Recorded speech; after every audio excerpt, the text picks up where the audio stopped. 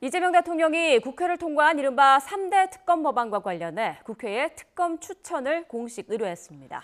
이 대통령은 또 베트남 국가주석과 전화 통화를 해 두 나라 발전 협력 방안을 논의했습니다. 또 이 대통령이 재계 총수들을 만날 것이라는 소식도 들어왔는데요. 취재기자 연결합니다. 류재웅 기자. 네, 정치부입니다. 네, 자 먼저 이재명 대통령이 3대 특검을 추천해 줄 것을 더불어민주당과 조국혁신당에 의뢰했다고요? 네, 그렇습니다. 대통령실의 강유정 대변인은 오전 브리핑에서 이재명 대통령이 어제 우원식 국회의장으로부터 특검 임명 요청을 받았고 대통령실은 이에 따라 당일 추천권을 가진 두 정당에 이들 사건을 수사할 특별검사 후보 추천을 의뢰했다고 설명했습니다.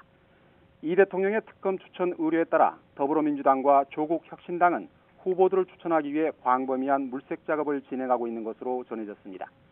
내란 특검과 김건희 특검, 최상병 특검에는 두 정당이 각각 한 명씩 모두 6명의 후보를 추천하며 추천을 받은 대통령은 이 가운데 한 명씩을 임명하게 됩니다. 이재명 대통령은 두 정당으로부터 특검 후보를 추천받을 경우 늦어도 17일까지는 임명 절차를 완료할 것으로 보여 3대 특검은 준비 기간 등을 감안할 때 다음 달 초부터는 본격적인 수사에 들어갈 것으로 예상되고 있습니다.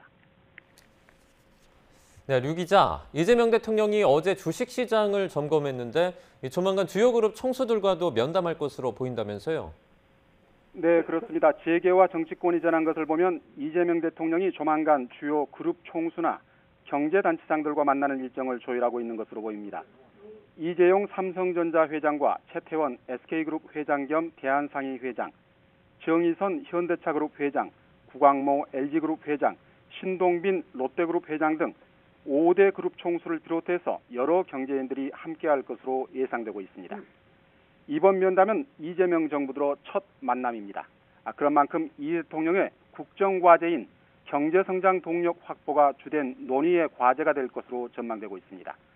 특히 장기간 경기 침체가 이어지고 있는 상황에서 이 대통령은 민생 경제를 살리는데 기업들이 적극적으로 나서달라고 당부할 것으로 예상되고 있습니다. 앞서 이재명 대통령은 취임 이후 두 차례 비상경제점검 태스크포스 회의를 열어 추경 편성이나 물가 대책 등을 주문하고 어제는 주식시장을 점검하는 등 경제를 살리기 위한 행보를 이어가고 있습니다. 네, 그리고 이재명 대통령이 베트남 국가주석과도 취임 후 처음으로 전화 통화를 했다고요?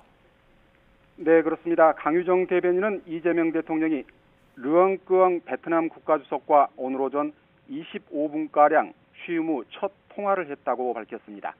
앞서 끄엉 주석이 이 대통령 취임 직후 축전을 보내 축하했는데 오늘 통화에서 이 대통령의 재임 기간 많은 성과를 거두기를 바란다고 다시 한번 따뜻한 축하 인사를 건넸다고 소개했습니다.